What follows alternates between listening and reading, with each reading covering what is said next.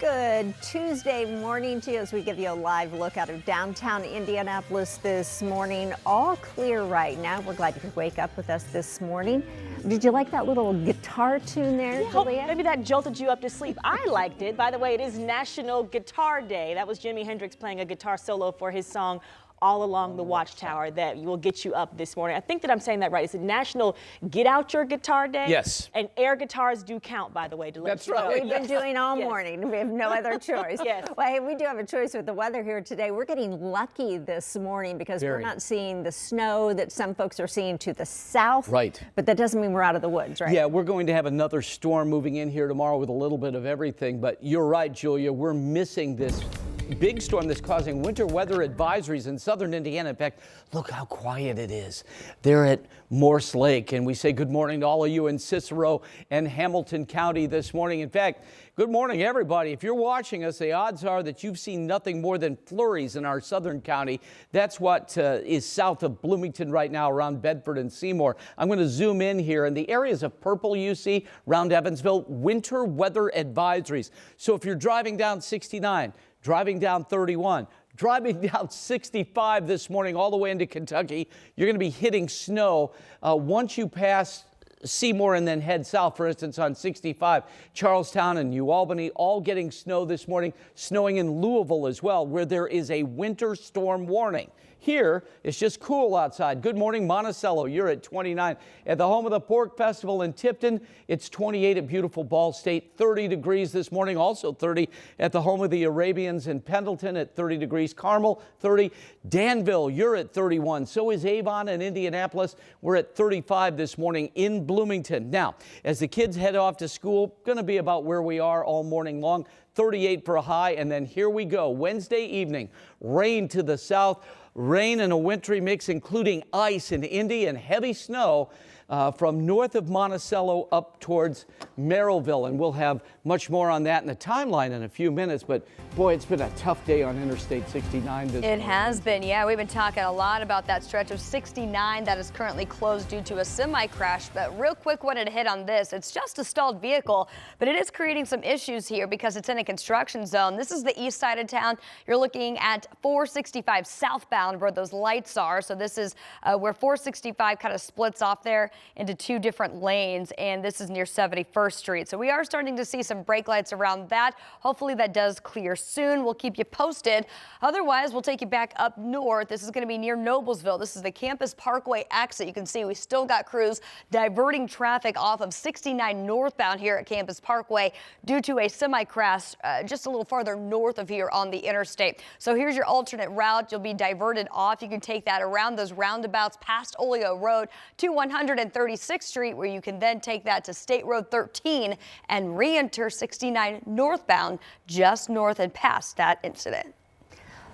Lindsay, thank you. Well, this morning we want to tell you about new developments we're learning in a deadly crash that happened in Plainfield. This is a story that we have been following since last week. We learned that a 2-month-old died in that crash, and the baby's father and 3-year-old brother were very badly hurt.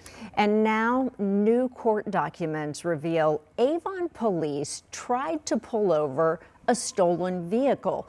That driver, Sidoni Pettis, ran from police right through the intersection of Ronald Reagan and US 40. He allegedly crashed right into Shadow Vaughter and his 2 kids at a high rate of speed. His SUV then burst into flames. After the crash, Pettis allegedly denied seeing the officer and said he had bought the car off Facebook. Investigators say he later admitted to stealing the car and decided to run from police. Well, right now, 3-year-old Eris is suffering from burns that cover most of his body. His parents told police that Eris's ears and nose are essentially gone and that his eyes were burned closed. Police say that Pettis was on probation at the time of this crash. We know that he is now facing a slew of charges. Your time is 6:04. The defense for Orlando Mitchell is not denying that he shot and killed Crystal Walton outside of a downtown daycare more than 2 years ago. However, they are asking a judge to find, the jury rather, to find him not guilty by murder of definition. Cameras are not allowed for this trial, but this is file video from previous court hearings.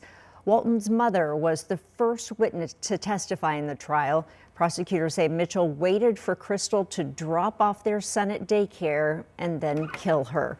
Walton had a protective order against Mitchell. In response, the defense says Mitchell snapped because he wasn't allowed to see his son. Mitchell is also charged with the strangulation death of Deputy John Durham. He allegedly killed Durham going back to jail from the hospital during a transport there. Mitchell is set to go to trial for that case after this trial wraps up. They stole 2 vehicles, ruined people's lives.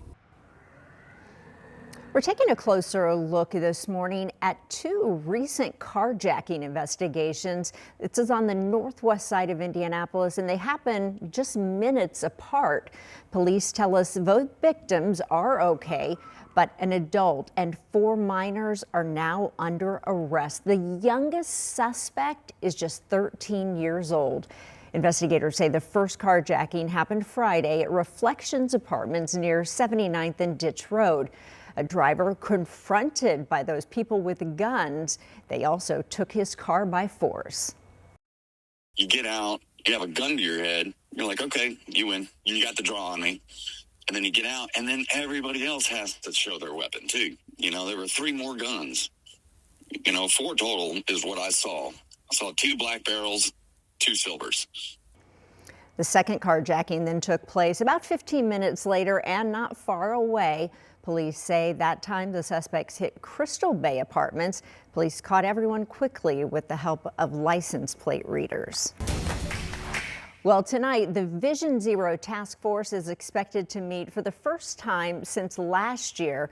They're tasked with making it safer for pedestrians and bike riders here in the Circle City after we've seen so many tragedies. Way too many. Leaders on that task force tell 13 News that tonight's meeting will focus on the information that they've been gathering over the last few months after meeting with safety consultants. We do also expect to hear from IMPD on road safety efforts on their part.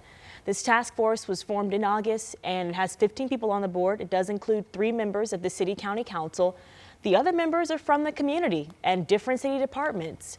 Over the last several years, Indy has seen an increase in accidents that involve pedestrians or people that are riding their bikes.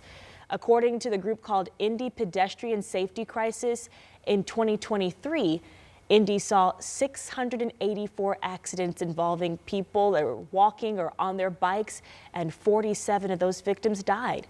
Last year, the city had over 780 accidents and at least 38 people died. We really have to take the time and think it through carefully and have some discipline about how we collect information, how we assess information, and how we put a plan together. If we move too quickly, we're going to have a plan that doesn't reflect and doesn't achieve the goals we're trying to achieve. So we really have to be intentional and thoughtful about how we do this. The task force will hold at least 2 public meetings every year. The meeting will start around 4 and it will be open to the public.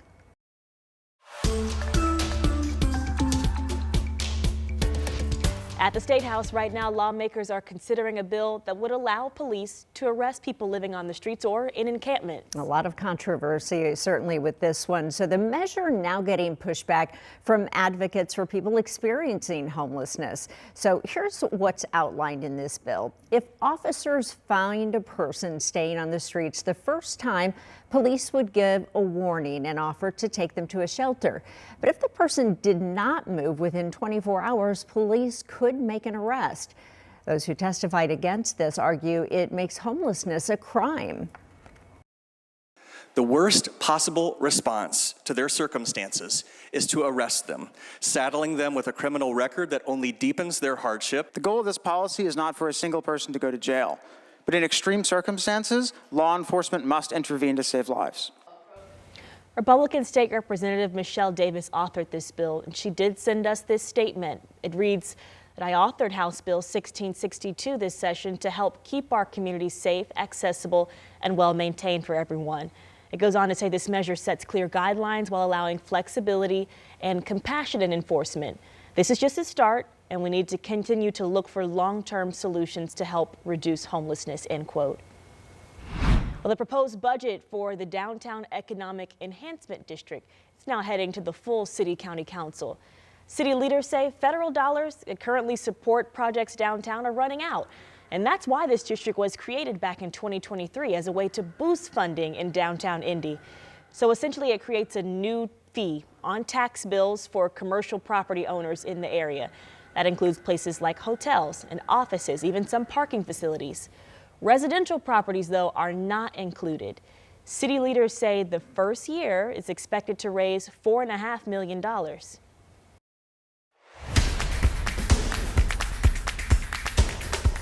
All right, 6:10, and this morning the Indiana Fever are welcoming DeWanna Bonner, one of the most decorated players in WNBA history. We're welcoming him right here to Indy. He said most decorated. She's a two-time WNBA champion, a six-time All-Star, and here's something else cool.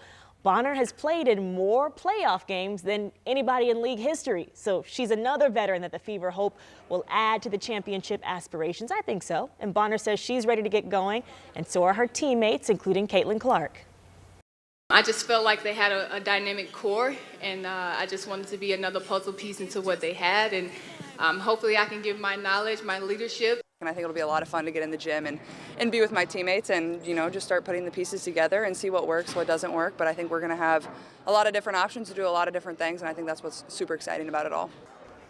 So the Fever do continue to add more pieces to this offseason. Natasha Howard and Sydney Colson, they were added through free agency. They also acquired Sophie Cunningham through a trade. It's 6:11. This morning, a settlement is being reached after a sheriff's deputy in Illinois killed a woman that was standing in her kitchen unarmed. At 6:45 this morning, we'll explain where the money is coming from to pay out that massive settlement.